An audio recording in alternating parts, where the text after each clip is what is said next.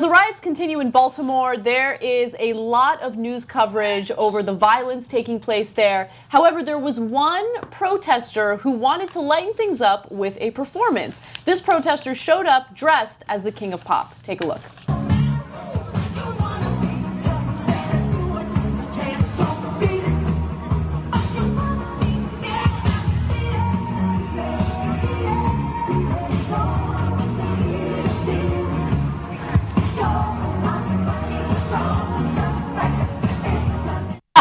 That's hilarious. That's pretty good. So we obviously didn't show it in that video, but later on it kind of turned into a dance party. So there are like rioters, looters, people acting crazy. Then of course there are the legitimate protesters who are there to be peaceful. And then in the middle of all this chaos, you have this guy showing up and dancing. And it just kind of goes to show you that there is nothing more healing than the art of dance. No, let's keep it real. God. Music and dance, okay? When you hear music and you see people, or at least one person having a good time, doesn't it automatically change your mood? So in the morning when we were producing the show, of course we're talking about all this hideous stuff that's happening in Baltimore, all this craziness, and I get affected by the news. I get into a bad mood. And then you see something like this and you're like, you know what? Everything's gonna be okay. Yeah. Okay, I'm not going to go too crazy about the healing power, but yes, in this case, it did.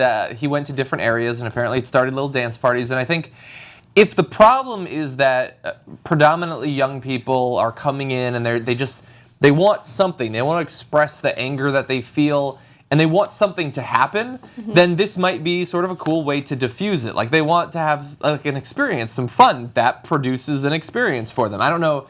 Maybe they could bring in outside dancers to do different impersonations, get some Elvis in there. Yeah. That's going to be as popular. But it does seem like that could possibly avert violence in other situations, too. Right. And also, this is a really good promotion for Michelle Obama's Let's Move campaign. Totally. You don't seek any opportunity to promote it. Duh. Yeah. I think this is a result of that campaign. Right? It's really working. Even in the middle of a riot, it's like, let's stay in shape. The First Lady's really getting things done. Now, many people tweeted about this, as you can imagine. Let me share one tweet with you. One person wrote, "Baltimore so crazy, Michael Jackson came back just to show love." And then Charles shared a photo or a video of it. So, look, we have covered the Baltimore riots in great detail. You should definitely check that out in other videos where we have a more serious discussion about it.